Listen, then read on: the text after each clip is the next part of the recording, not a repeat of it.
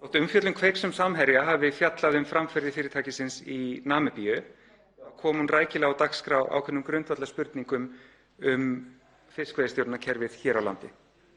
Nú er orðið deginum ljósara að regluverk og eftirlit hefur verið allt of laust í reipunum.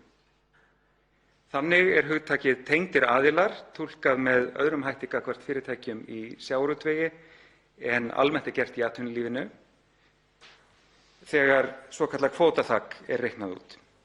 Þannig geta aðilar sem samkvæmt öllum eðlilegum viðmiðum teljast vera tengdir aðilar safnað sér kvóta langt umfram það hámark sem sett er í lögum, samþjöppun aflaheimilda orðið miklu meiri en ákveðið var í þessum sal að væri ásættanlegt.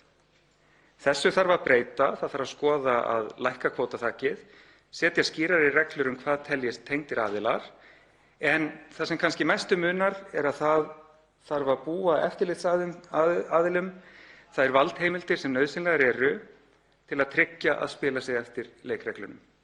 Aðeins þannig byggjum upp traust á kerfinu.